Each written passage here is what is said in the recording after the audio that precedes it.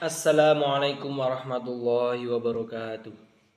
Nama saya Muhammad Daud Hamzah dengan NIM 2124045. Saya di sini akan mempresentasikan tentang moderasi beragama dalam berbangsa dan bernegara. Dalam moderasi beragama, para ulama biasanya mengacu pada surah Al-Baqarah ayat 143. Bismillahirrahmanirrahim. Wa kadzalika ja'alnakum ummatan wasatan litakunu syuhada'a 'alan nas ila akhirih. Di ayat itu paling tidak ada 3 hal yang penting untuk kita garis bawahi ya. Yang pertama yaitu ada kata ummatan yang menjadi objek pembicaraan dalam ayat itu yakni umat. Dari sini kita akan mengetahui bahwa agamanya ini sudah beres. Agama ini sudah pasti moderat. Namun tetapi yang masalah itu adalah umatnya belum tentu moderat. Karena kadang umat Islam itu tidak menjalankan Islamnya dengan baik atau bahkan ada sebagian umat Islam justru tingkah lakunya bertentangan dengan nilai-nilai Islam. Lah maka dari itu dalam ayat ini yang disuruh menjadi moderat adalah umatnya. Kalau agamanya sudah beres, sudah moderat. Yang kedua di situ ada kata ja'ala. Ya ini Allah ini memakai kata ja'ala ya. Ja'ala itu artinya menjadikan. Kalau khalaqa itu menciptakan. Kalau menciptakan itu bim salam bim jebret langsung jadi, itu namanya menciptakan. Tapi kalau ja'ala itu harus ada upaya dari kita untuk menjadikan sesuatu yang diberikan oleh Allah itu sebagai potensi teraktualisasi. Karena itu moderasi itu diberikan Allah sebagai potensi melalui agama Islam. Karena itu potensi ini harus diaktualisasikan oleh kita sebagai umat Islam. Dengan apa? Dengan mengupayakan moderasi beragama ini berjalan sesuai dengan kaidah-kaidah Islam yang ada di dalam Al-Quran dan As-Sunnah. Jadi mungkin saja umat Islam itu tidak moderat kalau dia tidak mengupayakan. Karena itu penting diupayakan moderasi beragama ini. Terus yang ketiga, wasaton. Ini artinya moderat. Dan wasaton ini bukan hanya moderat ya.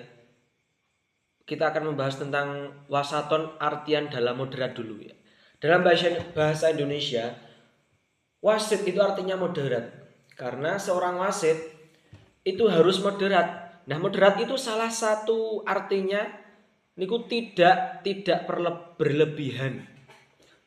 Karena innallaha la yuhibbul musrifin. Allah tidak menyukai orang-orang yang berlebihan. Nah, dalam urusan moderat ini juga termasuk soal agama. Dalam beragama dan dalam beribadah pun Nabi meminta kita untuk tidak berlebihan. Karena berlebihan dalam beragama itu adalah salah satu ciri-ciri orang kafir. Nah, kata Allah dalam surah Al-Maidah ayat 77, ya ahlal kitab la taghlu fi dinikum ghairul haq. Janganlah kamu berlebihan dalam agamamu di luar ketentuan yang sudah dibenarkan oleh Allah Subhanahu wa taala. Jadi berlebihan dalam agama itu ciri-cirinya orang kafir ya. Karena itu umat Islam diminta untuk moderat dalam beragama dan dalam beribadah. Serta juga dalam kehidupan secara umum. Jadi bukan hanya dalam beribadah ya. Dalam secara umum pun, kehidupan umum itu kita jangan berlebihan.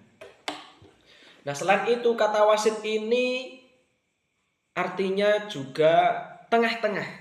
Usto maknanya tengah. Jadi kita itu harus melihat ciri permasalahan itu dari tengah, tidak dari kanan ataupun dari kiri. Karena kalau kita tidak melihat sesuatu itu dari tengah, maka kita akan bias dalam menilainya. Contoh, seorang melihat gajah dari arah depan, dia tahu bahwa gajah itu belalainya panjang.